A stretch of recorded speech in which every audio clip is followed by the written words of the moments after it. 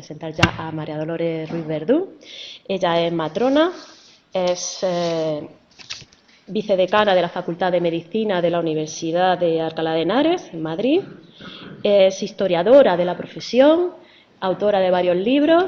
Y bueno, y es un honor contar con ella aquí hoy, a ver si nos estimula y salimos de aquí más fuertes. Tengo una tarea muy difícil hoy, que es contaros toda nuestra historia en una hora. O sea, es casi imposible. Yo lo he intentado resumir lo más posible, pero no sé si lo voy a conseguir, ¿vale? Efectivamente, ahora mismo he sido matrona, trabajando de matrona muchos años en primaria y en hospitalaria, y actualmente pues hice mi tesis doctoral y estoy desde hace 8 años ya de profesora de Historia de la Ciencia en la Universidad de Alcalá. Yo os diría que tenemos que intentar salirnos también un poco del mundo de las matronas. Yo ahora soy secretaria también de la Sociedad Española de Historia de las Ciencias y las Técnicas y creo que está muy bien que nos reunamos entre todas, pero creo que también tenemos que salir fuera de nuestro ámbito y así es como yo creo que vamos a avanzar más, o sea, llevando nuestro conocimiento a otras personas. Yo ahora estoy dando clase, no doy clase en enfermería, doy clase de medicina, una cosa bastante histórica porque siempre han sido los médicos los que nos han dado clases a nosotras, ¿no? Y han considerado, y ya lo veremos, que no éramos capaces de darnos clases a nosotras mismas, ¿no? ¿Vale? Entonces, pues bueno, agradecer a la Asociación Andaluza de Matronas y de Melilla, de Ceuta y Melilla, perdón, y a Irene Egea especialmente la invitación. Me parece un programa maravilloso y además pues es una ciudad preciosa y tenía yo muchas ganas de volver por aquí, ¿no? Supongo que sí que sabéis que, bueno, pues he publicado el año pasado este libro, Historia de las Matronas en España. No es mi primer libro, pero sí es un libro que lo he hecho precisamente con mucho cariño para que las matronas conozcan nuestra historia, que desgraciadamente muchas no la conocen, ¿no? O no sé si vosotras tenéis mucha formación. La formación que me dieron a mí, desde luego, durante la especialidad fue muy básica, ¿no? Pues porque, entre otras cosas, no había demasiada investigación, ¿no? Para que haya un cuerpo de conocimientos propios, pues tiene que haber investigación. ¿Por qué hice yo? ¿Por qué me puse a estudiar la historia de las matronas en España? Bueno, pues por supuesto, yo tenía otra carrera y era interés personal de juntar mis conocimientos de ambos ámbitos, ¿no? Cuando me planteé hacer la tesis, empezar la tesis, fue porque hubo un congreso en 2007 en Madrid, en el cual se planteó por primera vez que yo hubiera oído la posibilidad de tener un grado independiente de matrona y la necesidad de que hubiera docentes para o sea, si no teníamos doctoras, pues no íbamos a poder implementarlo. Y dije, pues yo me voy a animar, ¿no?, a estudiar, a hacer esta tesis, ¿no? Y empecé los cursos de doctorado y, bueno, pues la historia te lleva por ahí, ¿no? ¿Por qué somos tan invisibles las matronas españolas? Yo una de las primeras cosas que me di cuenta es que no había ningún libro de historia de las matronas en España. Cuando había, desde los años 80 a los años 70, libros en casi todos los países, incluido Portugal, que no lo he puesto aquí, pues en Francia, en Inglaterra, en Australia, y aquí no teníamos ningún libro de historia de las matronas. ¿Por qué? ¿No? Porque y eso te lleva a la invisibilidad, ¿no?, de alguna manera. Cuando empecé a ir a los archivos, me acuerdo de un archivero que me dijo, pero las matronas existen todavía. ¿Vale? ¿Por qué, si somos una profesión, que ahora lo vamos a ver, milenaria, somos tan invisibles y tan desconocidas, ¿no? ¿Vale? Había trabajos sueltos. He puesto aquí, perdón que me he equivocado en el orden, es María Josefa Arcas Ruiz, ¿vale? Pero había trabajos pues de Teresa Ortiz, los más conocidos, que es una catedrática ya jubilada aquí de la Universidad de Granada, son los trabajos más conocidos, que es una médica. Los hermanos Antonio Claret y Manuel Jesús García Martínez, que sí son enfermeros, son también andaluces. Manuel Linares Abad, que también es de aquí, de la Comunidad de Andalucía. Como veis, casi todos, además, son todos andaluces, yo creo, sí. Todos los que hay aquí en esta lista, andaluces, para que veáis, ¿eh? O sea, que en Andalucía ha habido bastante interés por saber la historia de nuestra profesión, ¿vale? Pero lo que os digo, no había, pues eso, no había un trabajo así contundente, ¿no? Afortunadamente para mí, porque así dije, pues esto para mí, ¿no? ¿Vale? Bueno, ¿qué es lo que veías en otros trabajos a lo mejor? Porque sí que se ha escrito mucho, sí que hay muchos trabajos, pero todos muy repetitivos, ¿no? O sea, siempre hablando de las matronas en la Biblia, siempre hablando de las matronas que habían atendido los partos de las reinas, ¿no? Más o menos, de matronas extranjeras, pero no. Y yo decía, ¿y qué pasaba con las matronas de verdad? Las matronas que son como yo, ¿no? ¿Dónde están esas matronas, ¿no? ¿Dónde existen esas matronas? Bueno, sabemos que somos una profesión muy antigua, que aparecemos ya en la Biblia, lo que os decía, esto sí que lo encontraréis muy repetido, ¿no? En todas partes, las parteras de la Biblia, las parteras que se negaron a asesinar a Moisés, ¿no? A los niños que nacían porque el faraón había dicho que como había una profecía que le iba a quitar el reino, pues que tenían que matar a todos los primogénitos, había una profecía, y entonces esas parteras, que son las parteras que supuestamente son las primeras que hicieron objeción de conciencia, el primer ejemplo de objeción de conciencia recogido en la historia, pues ahí están, ¿no? Y se ha escrito mucho sobre ellas. Efectivamente, sabemos poco, ¿no?, de cómo ejercían su trabajo. Tened en cuenta que estamos en una época en que la medicina es una mezcla de empirismo y magia, más o menos. Entonces, se le atribuía a las matronas en estos momentos ciertos poderes pues un poco mágicos, como os digo, ¿no? La capacidad de saber cortar el cordón. Lo que importaba era saber cortar el cordón, para que veáis, y hacer onfalomancia, adivinar en el cordón umbilical, por los nudos y por lo que sea, si esa mujer luego iba a ser madre más veces, cuál era el sexo del siguiente bebé. O sea, estamos en una época precientífica, todavía no existe medicina científica y todos los profesionales de la salud se mueven en ese ámbito entre lo que es el empirismo y lo que es la magia, ¿no? ¿Vale? Este es el cuchillo de Siles, por ejemplo, o de obsidiana, que se utilizaba para cortar el cordón. La obsidiana era un elemento que se ha utilizado en otros instrumentos de los egipcios para hacer pues, sus rituales, ¿no? Sus embalsamamientos y todo esto, ¿no? También hay bastantes historias que se han repetido. ¿Fue Agnódice de Atenas la primera comadrona?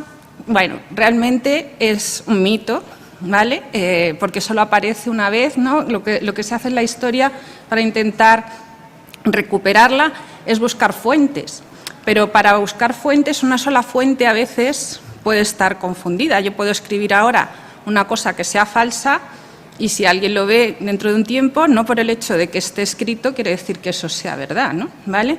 La historia de Agnódice está recogida en un libro que se llama Fabulae. Fabulae significa fábulas, cuentos, o sea, cosas que son mentiras, ¿no? Y que, sin embargo, se ha transmitido a lo largo de los siglos.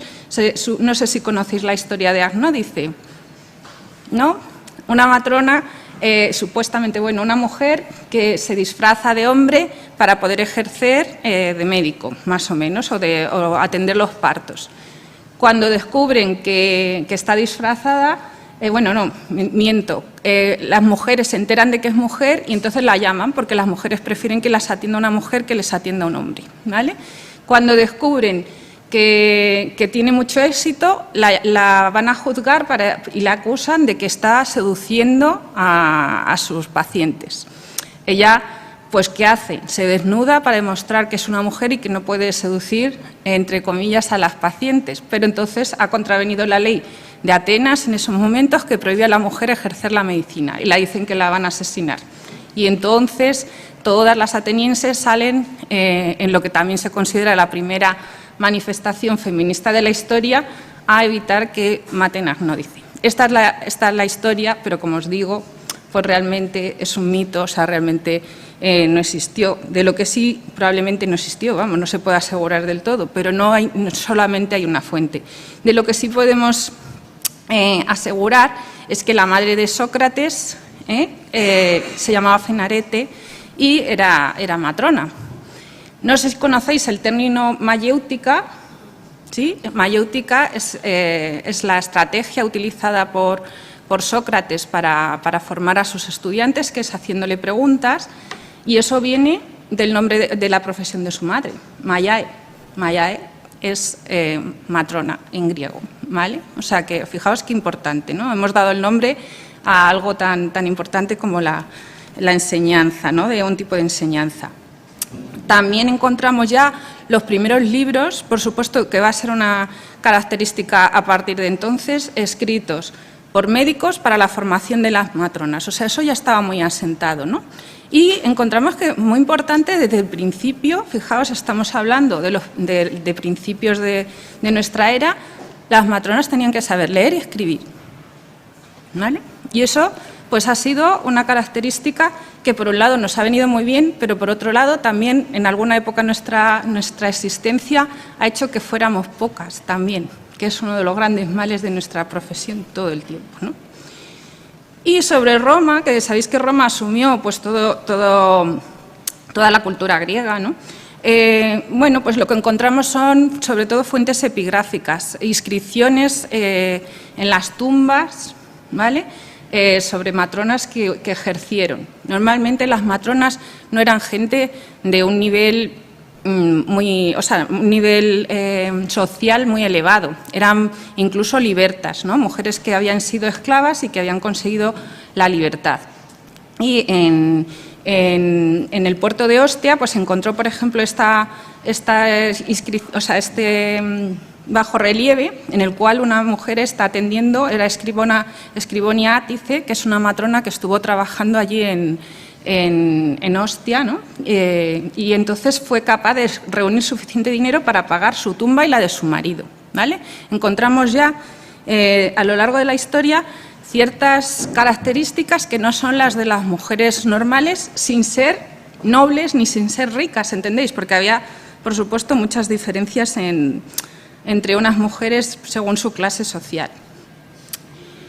Empiezan a aparecer esos libros, como os digo, el primero que aparece en España es el de Damián Carbón, que es Carbó o Carbón, que lo veréis escrito de diferentes maneras, en 1541, ¿vale? En el cual lo que dice es que las mujeres siguen prefiriendo a otras mujeres para atenderlas en sus partos, que no quieren hombres, y que entonces, a pesar de lo incultas que son las matronas, que eso también es algo que se repite a lo largo de la historia, pues que claro que hay que formarlas porque si no, pues van a estar mal atendidas las mujeres, ¿no? ¿Vale? En 1750, por ejemplo, aparece esta, que es la cartilla que escribe Antonio Medina, por orden del rey, era un protomédico, para poder examinar a las matronas a partir de 1750 en el protomedicato. El protomedicato era una especie de tribunal que daba permiso para que la gente pudiera ejercer las artes de curar, la cirugía, la medicina, las matronas y todas las profesiones que habían por esos momentos, ¿no? ¿Vale? Pero va a suceder una cosa importante. ¿Cómo era la formación hasta entonces? Lo normal es que una matrona adquiriese, lo que os digo, por vía empírica, sus conocimientos, bueno, y esas tradiciones que se pasan de mujer a mujer, siglo tras siglo, esos conocimientos, pues que no eran solo conocimientos relativos al parto, también de conocimientos de usos de hierbas y de otros conocimientos, por ejemplo, sobre la salud ginecológica también. Se encargaban de la salud del bebé. Todo iba en una especie de pack y todo eso eran funciones de las matronas, ¿no? En 1790 se abre la cátedra de partos en el Colegio de Cirugía de San Carlos, ¿vale? Los colegios de cirugía, por entonces la cirugía y la medicina estaba separada. La medicina se estudiaba en las universidades, en latín, la cirugía estaba hasta entonces bastante desacreditada, porque eran pues estos personajes pues que tan pronto te sacaban una muela, que te afeitaban, que bueno, pues te curaban las heridas, era un oficio que se consideraba manual, sucio, porque se hacía con las manos, ¿no? Y en este siglo, en el siglo XVIII, se quiere volver a dar bueno, pues mucha formación a los cirujanos que se formaban fuera de ese sistema universitario. Y se crean los colegios de cirugía y se considera que la obstetricia, los partos, es una parte de la cirugía. Y que entonces van a ir las matronas a formarse a esos colegios, primero el Colegio de San Carlos, luego hubo matronas en otros colegios, a formarse ahí. Esto es importante, pero tiene dos lecturas, como yo siempre digo. Estamos, las primeras mujeres que estamos formándonos en los mismos espacios de socialización que los hombres. Es un avance importante, o sea que las mujeres no salían de casa prácticamente, ¿no? ¿Vale? Pero por otro lado, se rompe esa transmisión matrilineal. Ya no son las matronas las que van a enseñar a sus propias compañeras, sino que ahora son ellos, los médicos, y desde ahí empieza una losa terrible para nosotros, los que nos van a enseñar. ¿Qué es lo primero que hacen? Imaginaoslo, limitar nuestras competencias, ¿vale? Limitar nuestras competencias y dejarnos solo el parto normal, nada ya de ginecología, nada ya de cuidados del bebé, enseguida tenemos que ir corriendo a llamar al médico en cuanto algo se complica, ¿vale? Entonces, al cirujano, vamos, en este caso, y entonces, pues bueno. Otra cosa que a veces no sabe la gente es que también hacíamos un juramento, igual que el juramento hipocrático. Me hizo mucha gracia esto, pues cuando te vas al archivo, sobre todo cuando yo empecé, pues me tuve que mirar cajas y cajas en las que no estaba nada descrito hasta que encontré los documentos, que ahora ya sí están descritos. Si ahora vais, pues ya van a estar descritos porque yo los he estado buscando y entonces cuando tú vas, pues en los archivos luego al final te van colocando, ¿no? ¿Vale? Pues ese juramento que teníamos que hacer las matronas, que luego se convirtió en promesa, pero que estuvimos haciendo este juramento hasta que ya dejamos de ser una profesión independiente, ¿no? ¿Vale? ¿Qué sucede? Que a principios del siglo XIX empieza a contemplarse la posibilidad de que se junten, lo que os decía, la medicina y la cirugía, que estaban separadas, ¿vale? Que desaparezcan los colegios de cirugía y todo el mundo se vaya a formar en las universidades, ¿vale? En la Universidad Central, que es la antigua Universidad de Alcalá, que se abre en Madrid, pues en los libros de registro, en los mismos libros de registro donde están los cirujanos, están las matronas.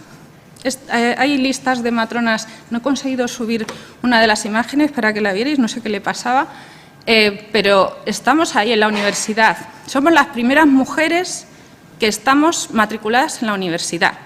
No es una licenciatura, entendedme lo que os digo, porque sigue siendo una carrera de 2 años, con sus conocimientos, lo que os digo, limitados para que no nos extralimitemos, que lo dicen muchas veces, ¿no? Porque te tienes que quedar ahí, nos conviene, pues eso, que no les conviene competencia, no les conviene que sepamos más, ¿no? ¿Vale? Pero fuimos las primeras mujeres en la universidad. A mí me da mucha rabia cuando año tras año escucho, no, es que las primeras universitarias fueron las médicas que se formaron a final del siglo XIX en Barcelona, María Elena Masera Rivera, Martina Castel Vallespí, no sé si las habéis oído alguna vez nombrar, ¿no? Pues no, es que nosotros estábamos ahí ya, pero invisibilizadas, como os digo, ¿no? ¿Vale? Esto es un título, por ejemplo, ya del siglo XX, pues en el cual el rey Alfonso XII pues daba el título a esta matrona, ¿no? ¿Cuándo es la única vez que hay presencia de matronas como docentes, ¿no? Para otras matronas? Durante la Primera República. Durante la Primera República se aprueba una cosa que es la libertad de enseñanza, ¿vale? Y entonces cada persona podía optar por abrir un centro de enseñanza, se suponía que era para ampliar la enseñanza al público normal, ¿vale? Entonces se abre estos centros, como por ejemplo la Escuela de Matronas que hubo en el Museo Antropológico de Madrid. No sé si habéis estado en Madrid.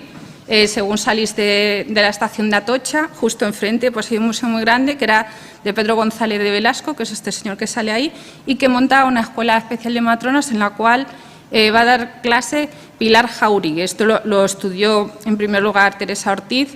Ella le llama Pilar Jauregui de las Besnes, porque en esa época sabéis que era típico ponerse el apellido del marido, ¿vale? Yo, investigando en los archivos, descubrí que su nombre completo, o sea, con su segundo apellido era Lucu, ¿vale? Y ella es una de estas matronas docentes, que había sido alumna de Francisca Iracheta. Francisca Iracheta era otra matrona que había estado en otra escuela, que era una escuela que estaba montada en lo que era la antigua casa de Lope de Vega de Madrid, ¿vale? Y que fue la primera matrona que escribió, que sepamos, un libro en España para la formación de las matronas, ¿vale? Francisca Iracheta, las matronas como son hoy y cómo deben ser, ¿vale? Eso ya os digo que podéis leer los trabajos de Teresa Ortiz, o si no también yo lo tengo recogido en el libro. Bueno, el siglo XX fue bastante malo, entre comillas, para nosotras, ¿no? Pues porque las cosas van a cambiar bastante. Empiezan a inaugurarse centros, que ahora los vamos a ver después, como por ejemplo la Casa de Salud de Santa Cristina, en la cual es un centro muy importante en el cual se van a formar muchas matronas, pero que ya cambia el sistema, ¿no? Cambia el sistema pues porque ya va a ser bajo la dirección de las monjas en un sentido religioso, o sea, se forman absolutamente como para ser auxiliares del médico, no ya una carrera independiente, ¿vale? Porque el objetivo era llevar todos los partos al hospital. Hasta entonces todos los partos eran en casa, ¿vale? Y los médicos ven que la única manera de controlar a las matronas es tenerlas a todas bajo la estructura jerárquica de un hospital, ¿no? ¿Vale? Entonces, seguían siendo estudios de 2 años, hasta que en 1953 se empiezan a regular, empiezan a hablar de hacer una carrera de 3 años, ¿vale? Igual que las enfermeras y los practicantes, que era la otra profesión que había, están viendo que están perdiendo mucho poder, ¿vale? Los practicantes eran sobre todo hombres y desde muy pronto empiezan a hablar de que lo importante que es hacer una sola titulación única, ¿vale? Porque no querían ser desplazados por las enfermeras por un lado, por las matronas por otro, ¿vale? Y a pesar de que se desarrollan los planes de estudios para matronas y para enfermeras de 3 años, eso se queda en agua de borrajas y se aprueba que todos vayan a ser el título, o sea, se forman los títulos de ATS. ATS en 1953, las matronas que iban a ser una especialidad de 2 años, cuando oigáis por ahí que es la unificación de los títulos de enfermera, practicante y matrona, realmente no es mentira, es mentira. Los que se unifican son los practicantes y las enfermeras, porque las matronas lo que pasan es a ser una especialidad, no se unifican ahí los estudios, o sea, esto nos pasan para especialidad. Iban a ser 2 años y al final lo dejan en 1 año solo. Iban a poder ser hombres, pero al final no, solo mujeres, ¿vale? No os he contado, pues además, que es que normalmente tenían que estar internas, ¿vale? O sea, estar sometidas ahí a ese control, como os digo, pues un poquito de las monjas y todas estas características, ¿no? Con respecto al trabajo, ¿cómo era el trabajo de las matronas a lo largo de los siglos? Pues lo normal era pues, la asistencia privada. Una mujer te llamaba para atenderla en casa. Normalmente pues, se heredaban estas carteras de clientes, digamos. Las mujeres tenían muchos más hijos y hijas que hoy, ¿no? O sea, tenían muchos bebés y entonces pues una matrona que se ganaba la fama, digamos, en algún sitio, pues era fácil pues, que tuviera una buena cartera de clientes y ya está, ¿no? Había, además de ese trabajo independiente, otros trabajos. Las casas de maternidad. Las casas de maternidad empiezan a surgir, bueno, había ya otras casas para atender partos a lo largo de la historia de mujeres pues, que querían ocultar sus embarazos, ¿no? Antes, quedarse embarazada fuera del matrimonio pues era una ignominia. A la mujer pues o la mataban o la echaban o vamos, ya se quedaba para pues fatal, ¿no? Su situación social, probablemente su destino era ser prostituta y a partir de entonces, ¿vale? Entonces, ¿qué hace una mujer que no quería pasar por ese trago? Pues o bien intentaba abortar o bien era ingresada en esta casa de maternidad durante meses, antes de que en su pueblo supieran que estaba embarazada, se iba, ¿no? Como de viaje, daba luz y cuando salía, pues el bebé se llevaba a la inclusa y ella volvía como si no hubiera pasado nada, ¿no? a su casa, ¿no? Entonces, estas casas eran para eso, para mujeres que querían ocultar el embarazo o bien que no tenían una casa que reuniera las condiciones como para tener un parto. Imagínense una habitación en la que hubiera 20 personas, pensad que las condiciones antes eran muy distintas, o cosas así, o prostitutas, o estas cosas. Entonces, las mujeres normales no querían ir a las casas de maternidad a dar a luz. Pensad que era, pues eso, un baldón, ¿no? A partir del siglo XX, en 1931, se aprueba el seguro obligatorio de maternidad, ¿vale? Y este seguro obligatorio de maternidad también va a dar trabajo a las matronas, ¿vale? Es otra de las fuentes de matronas. No me puedo extender, os invito a leer el libro o a leer las publicaciones que tengo también al respecto, ¿vale? Había mutuas de asistencia médico-farmacéutica, ¿no? También que pagaban igualas y también atendían los partos, o sea, trabajaban para estas mutuas, en general bastante explotadas. Las matronas en general siempre estaban protestando, como seguimos protestando todavía. ¿Vale? También atendían, trabajaban muchas para la beneficencia municipal y esto es un trabajo también bastante antiguo, ¿no? Los pueblos contrataban matronas para que atendieran al censo de mujeres pobres que había en su población, ¿vale? Que no podían permitirse pagar por la asistencia y luego completaban su sueldo con esos pues partos independientes o partos privados, ¿no? que atendían. Y luego ya empiezan a aparecer en el siglo XX las maternidades y los grandes hospitales y las matronas sufren el mismo proceso de institucionalización que sufrió el parto, ¿vale? ¿Cómo se anunciaban? Pues bueno, lo normal, el boca a boca es muy importante, como hoy en día también todavía, ¿no? Y ponían anuncios en la prensa. Me gusta porque como además sale la imagen, ¿veis? Sale que cobraba, esto es de 1930, cobraba 50 pesetas por el parto y el puerperio. Fijaos que atendían normalmente a la mujer hasta que se caía el ombligo del bebé, más o menos, salvo si necesitaba algo más, que estaban más tiempo, ¿no? Cuando aprueban el seguro de maternidad, les van a pagar a veces 5 pesetas por un parto. Fijaos cómo vamos perdiendo a veces reconocimiento, ¿no? O sea que las mujeres, las que sí que tenían como mucho nombre, como esta, Eufemia Llorente, que además era escritora, pues, escritora no de libros, pero sí escribía muchos artículos en la prensa, era muy reivindicativa y, pues bueno, pues tenía bastante prestigio y cobraba esto, ¿vale? También ponían pues sus carteles, ¿no? Porque claro, pues las tenían que llamar a cualquier día del día y de la noche, ¿no? Eso sí es curioso, encontramos pues mujeres muy especiales, ¿no?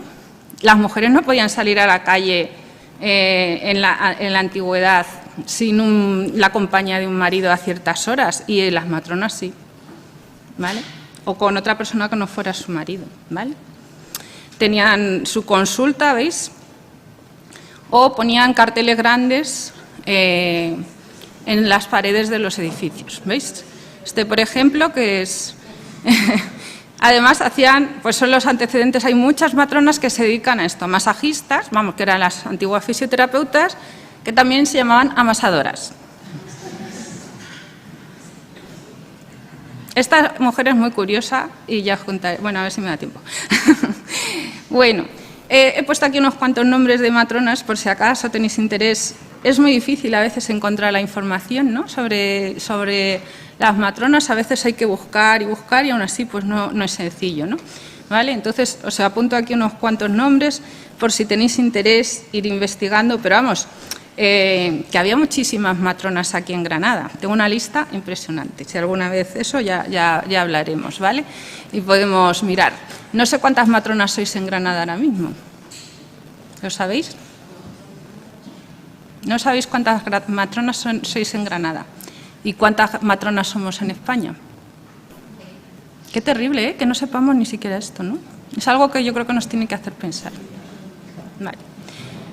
Bueno, lo que os digo, que otro cambio malo que nos va a suceder, que por un lado es bueno, pero por otro lado es malo, es cambiar de ese parto en casa en el cual pues, las matronas eran absolutamente independientes, solamente cuando veían las cosas muy complicadas eran cuando tenían que llamar al médico, ¿no? ¿Vale? Pero si no, pues ellas nadie les mandaba nada, ellas hacían lo que querían y ya está. Y eso va a cambiar radicalmente cuando se traslada el parto al hospital, porque ya dentro de la estructura jerárquica del hospital vas a ser pues un auxiliar, ¿vale? Vas a estar ahí a las órdenes del médico, que es el que más sabe, y no va a haber otra, ¿no? Lo que os decía, las casas de maternidad, que sí que ya tenían otra matrona. ¿Qué sucede además en lo que os decía, veis, de la Casa de Salud de Santa Cristina? Ahí con las monjas controlando, ¿no?, la moral de las alumnas.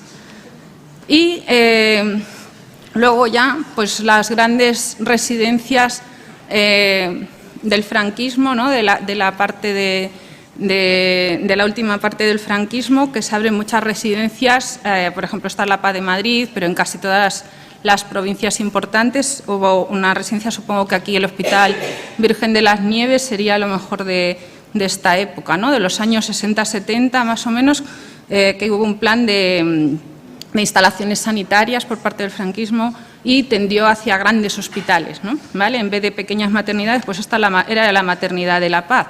Cuando yo empecé la residencia, que soy de la primera promoción, a mí me contaban mis profesoras, ¿no?, las matronas, pues que en los años 60 tenían 100 partos al día y hacían el trabajo como en una cadena. Una se encargaba de cogerlas al principio, otra se encargaba de la dilatación, otra del expulsivo, otra del puerperio. Era trabajo en cadena, no era el trabajo de la continuidad asistencial que tenemos hoy en día.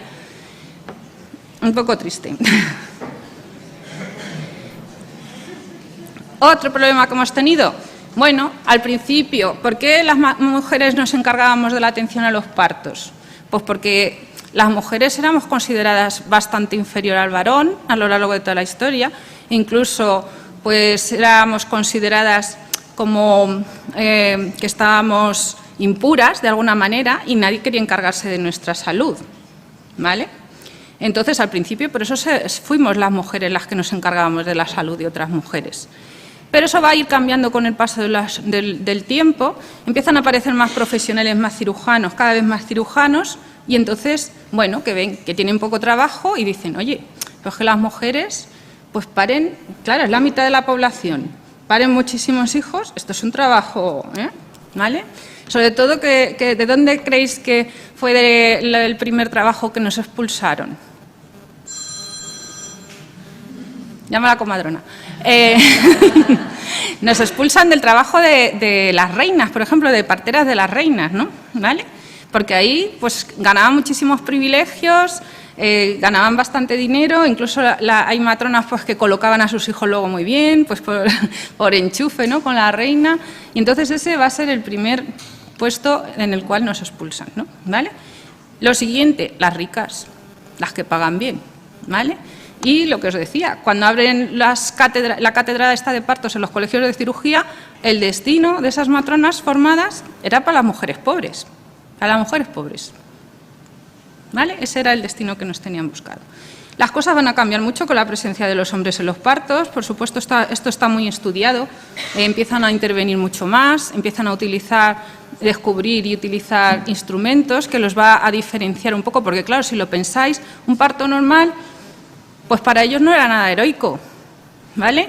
Si tenían que cobrar mucho a las pacientes por atenderles, tenían que demostrar que es que tenían herramientas que las matronas no teníamos. Se nos prohíbe a nosotras utilizar herramientas y ellos tienen esa arma secreta, ¿no?, de alguna manera. Y esa rapidez que necesitan para ganar mucho dinero, por ejemplo, pues usando cornezuelo de centeno, que era como el antecedente de nuestra oxitocina de hoy, para acelerar los partos, y que hizo que muchos niños durante el siglo XIX nacieran muertos, porque provocaron una tetania tan grande, ¿no?, en la mujer, pues que hubo mucha mortalidad neonatal por culpa de la utilización de este medicamento. Y, por supuesto, lo que decimos siempre, el cambio de la postura a la mujer, que si lo vemos en las fuentes iconográficas anteriores, la mujer siempre está sentada en posición, pues eso, vertical, y ya aparece en posición tumbada, ¿no?, y la posición ginecológica porque les conviene más, ¿no?, para precisamente utilizar esos instrumentos que si no, no pueden usar, ¿no?, poder ver mejor. Las mujeres sin título siempre han sido la pesadilla de las matronas y siempre nos ha preocupado mucho que unas mujeres que no tienen título ocupen nuestras funciones, desde el principio que aparece ya la titulación esa profesional de alguna manera, pero realmente yo, bajo mi punto de vista, los que más daño nos han hecho, por supuesto, han sido los médicos, o sea, eso y siempre nos ha preocupado, sin embargo, más Nos ha preocupado más estas mujeres sin título, ¿no? ¿Vale? Los practicantes también tenían muchas ganas de asumir esta competencia, ¿no? Es que, claro, es bonito, es mucho mejor pues, ver nacer un bebé que atender una enfermedad o una muerte de alguien, ¿no? Entonces, pues es una cosa atractiva y, como os decía, pues bastante interesante para mucha gente. A partir de 1901-1902 se les da permiso, y de hecho se crea un título especial a los practicantes, que es practicante autorizado a la asistencia a partos normales. La única salvedad es que solo podían atender los partos en poblaciones menores de 10.000 almas, ¿vale? ¿Por qué? Por un lado, los médicos no querían competencia en las ciudades, porque también al final terminan expulsando prácticamente a las matronas de las ciudades, ¿vale? Y las destinan a los pueblos. A los pueblos no se quieren ir porque ahí no ganan prácticamente dinero, ¿vale? Y entonces no había suficientes matronas. Este ha sido nuestro problema histórico y que lo arrastramos y que lo seguimos arrastrando y que vamos a peor. No había matronas. ¿Cómo vamos a asumir las competencias que ha estado diciendo Irene si no tenemos matronas? Que es imposible. ¿Qué pasa en Cataluña? En Cataluña tienen muchísimas competencias. Las que más, yo creo, más desarrolladas, no tienen matronas. No tienen matronas para asumir esas competencias. Ya hablaremos. Bueno, sobre también esa peligrosidad que ha estado rodeando a la profesión, no voy a entretenerme en las matronas brujas, porque ya habréis oído mucho hablar de ello, ¿no? Supongo que sí que habéis oído hablar del Malleus Maleficarum, en el cual decía que las matronas éramos las peores brujas, ¿vale? Que está escrito en 1487 y fijaos a Luisa Mabre, que era una matrona francesa que la queman en 1673, 2 siglos de persecución y más que probablemente duró, ¿no? Pero no se quedó ahí, ¿no? Lo que yo más he estudiado y que os sugiero que os leáis si queréis profundizar es la persecución que hubo contra las matronas después de la Guerra Civil también. Bueno, durante la Guerra Civil y después de la Guerra Civil. Este libro lo tenéis gratis en Internet si lo queréis descargar. Es un libro más científico, diferente de este que os he escrito, que os digo, que he publicado recientemente, que es más amplio en el tiempo, más fácil de leer, digamos, más científico de alguna manera, ¿no? Y, bueno, pues en la portada aparece, por ejemplo, una matrona que se llama Catalina Mayoral, que obtuvo una plaza en el Cuerpo de Funcionarias de Prisiones y estuvo trabajando en ventas a partir de 1931, que se crea también este cuerpo, ¿no? Estuvo trabajando como funcionaria y después de la guerra pues se le abre un consejo de guerra porque se consideraba que todas las funcionarias de prisiones pues habían ejercido opresión frente a las presas que habían estado del bando nacional, del bando sublevado, ¿no? Y entonces ella defiende que se había portado bien porque había donado medio litro de sangre para una presa que había tenido una hemorragia postparto y que por eso no se había muerto. Pero a pesar de eso la condenan a 12 años ya de prisión, ¿vale? Y, como os digo, esta, por ejemplo, estuvo condenada a muerte. Luego no la mataron, algunas sí las mataron, ¿vale? A esta no la mataron, pero he puesto a esta porque tengo la foto y me parece interesante también el ir recuperando las fotos de las matronas, ¿no? ¿Vale? Y le rebajan la pena a 40 años de prisión, ¿vale? O matronas que se tienen que ir al exilio, o sea, porque temen esa represión y entonces se marchan, tienen que dejar a su familia, tienen que dejar su vida y se tienen que marchar. Esta matrona pasó primero por Francia y luego estuvo en México durante muchos años, ¿no? Y allí en México pues vuelve a montar su vida y tuvo un éxito tremendo, porque lo que sí que nos ha pasado siempre es que en general hemos estado bastante bien formadas a pesar de los inconvenientes que nos ponían para estar formadas, ¿no? Si yo os preguntara ahora mismo qué matrona de aquí, salvo las que estén recién terminadas, tiene menos de 10 cursos hechos después de la especialidad, ¿podéis levantar la mano? ¿Quién tiene menos de 10 cursos hechos? ¿Menos de 20? ¿Menos de 30? Otra cosa para pensar. ¿Quién tiene otra carrera? Bueno, esta es Consuelo Ruiz Vélez Frías, que es la segunda matrona que escribe un libro en España. Que sepamos, vale. Esta matrona pues, va a formarse en Francia, porque oye hablar del parto sin dolor, y va a formarse en Francia y pues escribe el libro, el primer libro del parto sin dolor. Pero a los médicos no les hace ninguna gracia esto, ¿vale? No les hace gracia que sea una matrona la primera, además eso consideran a las matronas pues, que no tienen conocimientos suficientes, ¿vale?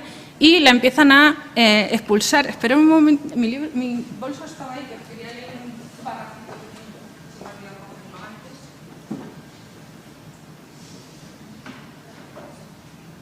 De lo que decía ella, ¿no? De lo que había sucedido, ¿no? Y decía: en la Sociedad Ginecológica hubo una reunión en la que se discutió qué hacer con una matrona que había escrito un libro. ¿Qué castigo imponer a tamaña osadía? En tiempos de la Inquisición me hubiera costado ir a la hoguera, pero aunque los tiempos fueran otros, un castigo se me debía imponer. No era suficiente burlarse sentenciando que una matrona ha publicado un libro, valiente libro será, como si un asno se pusiera a tocar el piano. La ciencia tenía que escarmentar a la autora de tal desacato. No me azotaron, ni me cortaron el pelo, ni siquiera me hicieron tragar aceite de ricino, ni barrer las calles. Esto es lo que se les hacía a las mujeres rojas, que se llamaba, ¿no?, represaliadas después de la Guerra Civil. Silenciosa y educadamente me expulsaron de mi trabajo en el PSOE y en todas las sociedades del seguro libre a las que pertenecía.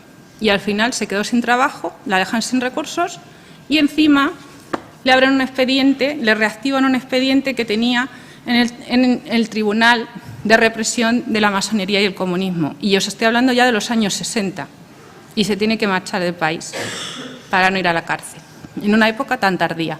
En 1939 ya acaba la guerra. Fijaos si fue larga la represión, ¿no?, contra las mujeres. Entonces, bueno, ella es yo fui al archivo porque luego estaba nuestro famoso Aguirre de Cárcer, que ha sido el más famoso dentro de la educación maternal, que vio un campo muy bueno para él y decidió que la echaba para afuera y se apropió de este campo, por supuesto, y se acabó, ¿no? ¿Vale? Y ya se quedó en el olvido y él empezó a formar matronas, pero para utilizarlas como auxiliares, ¿vale? Porque cuando... Os invito a leer también un artículo que he escrito hace poco sobre la educación maternal y Consuelo Ruiz Vélez Frías, ¿no?, el papel de las matronas en la educación maternal en España. Cuando en 1992 se decide que va a existir esta figura nueva de la matrona de atención primaria, él se opone. Él no quería que las matronas entráramos en este campo, ¿no?, en lo de siempre intentando restarnos competencias, restarnos este tipo de problemas, ¿no? ¿Vale? Entonces, que lo sepamos que ella fue la primera descubierto en archivo, ¿vale? Ella busca un editor, esto está en el Archivo General de la Administración, o sea, tiene prácticamente su libro terminado, lo lleva al registro de censura, que por entonces todos los libros tenían que pasar por el mecanismo de la censura para poder ser publicados. Lo lleva un 9 de noviembre de 1955, que es justo el día de su cumpleaños. Ella nació el 9 de noviembre, por cierto, me llevo 50 años con ella justos, porque yo también nací el 9 de noviembre de 1964, ella de 1914. Y 3 días más tarde aparece el libro de Aguirre de Cárcer, que lo ha meconografiado, no se ha buscado editor ni nada de nada, corriendo y pone muy urgente, para intentar sacar el libro antes que ella, ¿vale? Y estas cosas así, ¿no? Y todas las cosas que todavía no sabremos, ¿no? ¿Vale? Bueno, juntas somos más fuertes. Efectivamente, las matronas, que nos ha pasado, somos pocas y desunidas. Y eso ha sido histórico y seguimos siendo así, ¿vale? Ha habido diferentes intentos de movimientos asociativos, los primeros en el siglo XIX ya. En el siglo XIX nos encontramos en 1998 el primer colegio extraoficial, no era un colegio oficial, de matronas, ¿no? Que lo que querían era unirse para defender sus derechos. Porque, como os digo, como Madrid, como era una ciudad importante, pues allí las matronas no tenían trabajo para nada. No había trabajo para las matronas, ¿vale? Y entonces ellas decían que si les dejaban formarse, ¿por qué no luego no las dejaban trabajar? Que no tenía sentido, ¿no? O sea, ¿vale? ¿Qué pasaba cuando...? Bueno, este fue, ya os digo, el primer intento, que duró poco tiempo, y luego ya, a partir del siglo XX, empiezan a aparecer colegios, pues igual, colegios voluntarios, ¿no? Las matronas que se reunían, pero no eran colegios oficiales, no era obligatorio estar colegiada, pues era como, digamos, como hoy más o menos las asociaciones, ¿no? ¿Vale? Y también empiezan a reunirse pues, en asambleas. En 1929 es el primer congreso de matronas en Madrid, primer congreso nacional.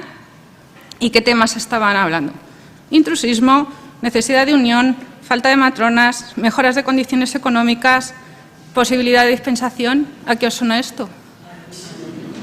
¿Hemos avanzado algo? ¿Hemos avanzado algo? ¿Qué nos pasa? Esto es muy preocupante. No resolvemos nuestros problemas. Seguimos con los mismos problemas de 1929. Y, entre otras cosas, seguimos desconociendo nuestra historia porque en 1955 volvió a haber otro primer Congreso Nacional de Matronas y no me acuerdo si fue en 1970 y algo, otro primer Congreso Nacional de Matronas. Y los anteriores no nos acordamos de nada de lo que pasó, ¿no? ¿Vale? Sindicatos también, ¿vale? En la Segunda República fue un momento muy importante para las matronas, para las mujeres en general y para las matronas en particular. Empieza a haber muchas posibilidades de trabajo, se ven empoderadas, empiezan a publicar mucho en la prensa, a escribir, a salir de huelga, a reclamar, ¿no? A oponerse a esa opresión y también se afilian mucho a los sindicatos, ¿vale? Que también va a ser una de las causas por las que luego pues, las van a perseguir después de la guerra por haber estado afiliadas a estos sindicatos, a estos partidos políticos. Alguna era dirigente en algunos partidos políticos, por ejemplo, en la asociación de en las mujeres antifascistas, o sea, tenían cargos importantes y entonces eran perseguidas, ¿no? ¿Vale? Lo que os decía, los colegios voluntarios desde 1898, la federación no oficial desde 1926, la colegiación obligatoria en 1930 y la federación oficial en 1931. Pero no nos engañemos. ¿Por qué se aprueba la colegiación obligatoria, que era algo que reivindicaban desde hacía años y años, y la federación? Porque se aprueba el seguro de maternidad y necesitan los del seguro de maternidad saber las matronas que había para poder encargarles la atención de los partos de las mujeres que estaban afiliadas al seguro de maternidad. O sea, no era un beneficio para las matronas, era un beneficio para el Estado, ¿vale? Y así nos han tratado siempre en general, ¿no? ¿Vale? El seguro de maternidad que se aprueba en 1931, aunque ya llevaba muchos años estudiándose, ¿no? ¿Vale? Bueno, copio de aquí esta idea tan buena de vuestra página, de la asociación vuestra de matronas, de directorio de matronas para, pues para tener esas posibilidades de que contacten personas, ¿no? Os he puesto aquí, por ejemplo, porque es el más vistoso, pues el del Colegio de Matronas de Madrid, pero había muchos más. Estos eran los directorios de antes, más o menos lo mismo, ¿no? Tener una lista para saber a qué matrona, o sea, que tampoco han cambiado tanto los tiempos, ¿no? O sea, seguimos usando, lo que pasa es que antes no había Internet y ahora, pues sí tenemos ese recurso de Internet, ¿no? ¿Vale?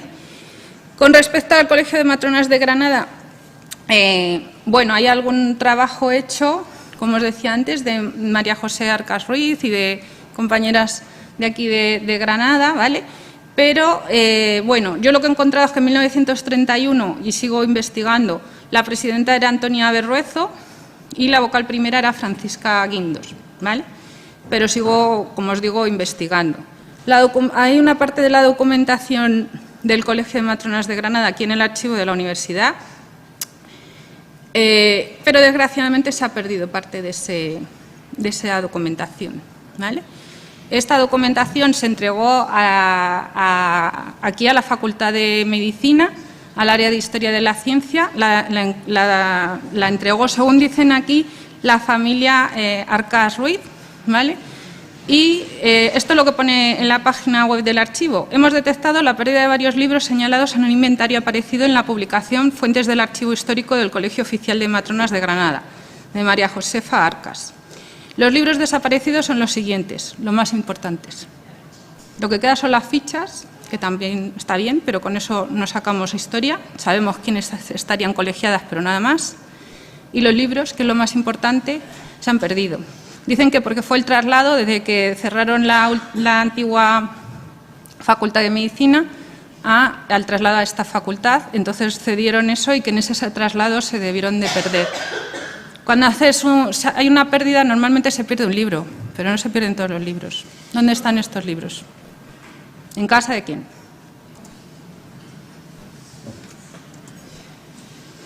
Bueno, presente. Tenemos muchas cosas también de las que alegrarnos. Cada vez yo creo que estamos más preparadas, más formadas.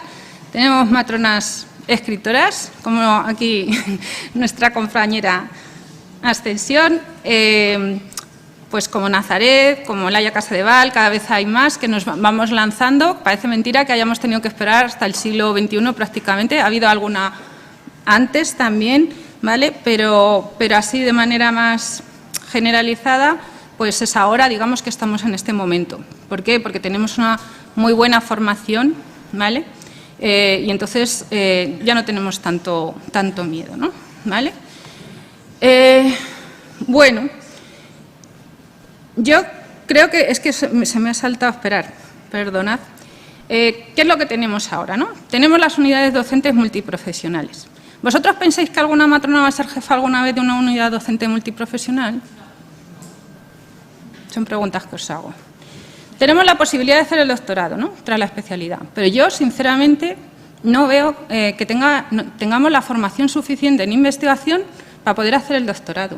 Te tienes que seguir formando antes de empezar el doctorado. Y eso es terrible, porque ya son 6 años, ¿vale? Más fórmate y luego haz el doctorado. Bueno, seguimos dependiendo de los colegios de enfermería.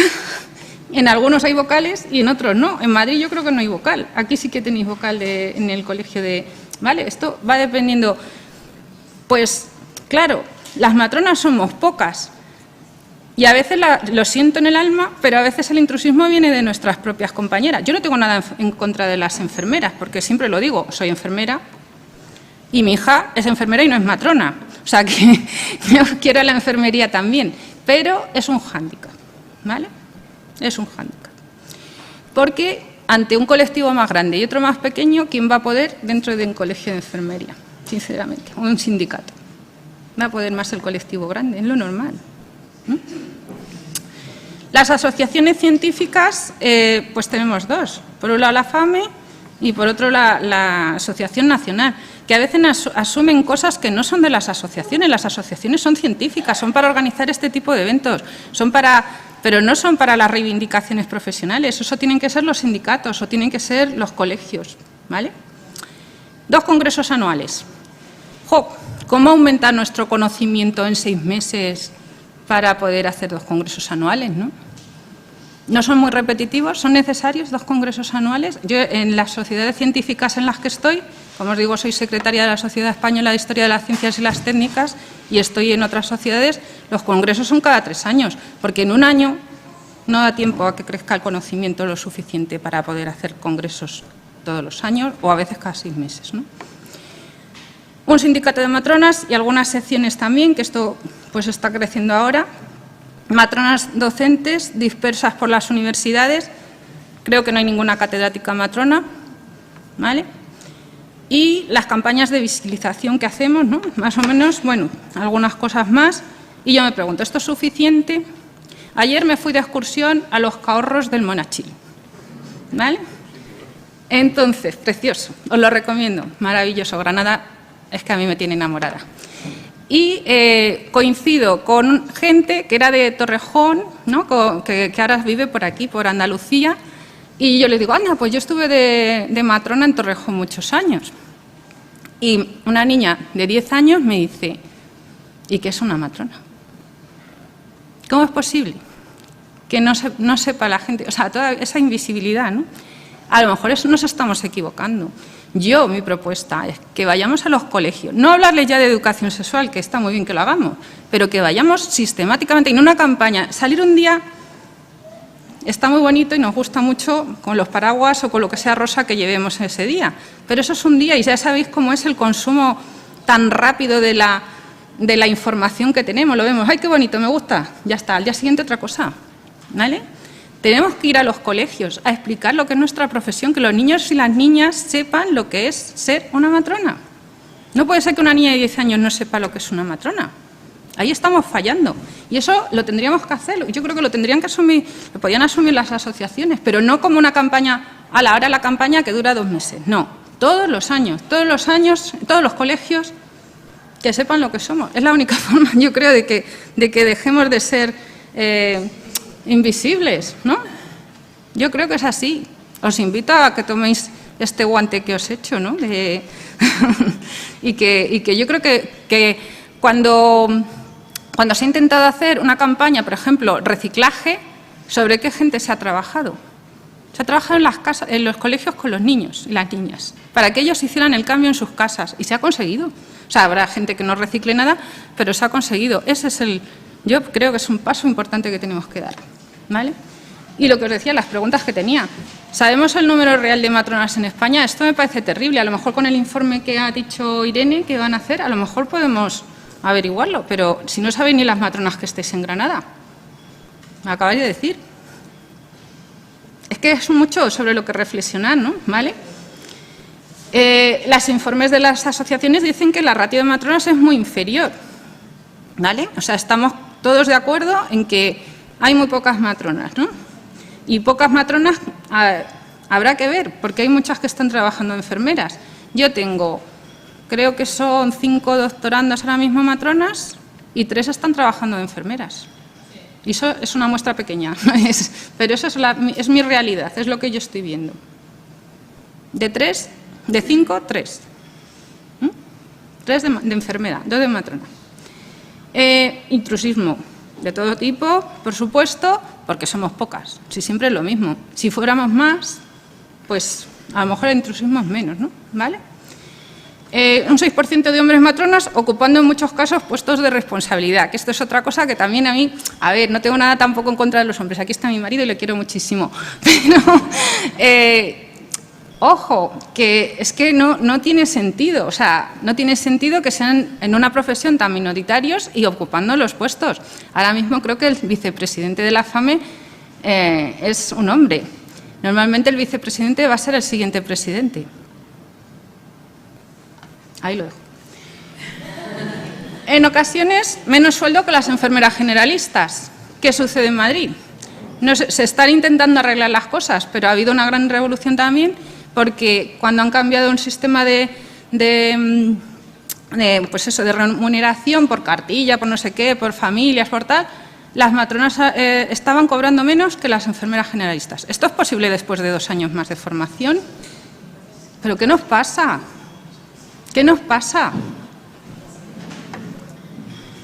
Cuando algo no funciona, cámbialo. Hay que cambiar.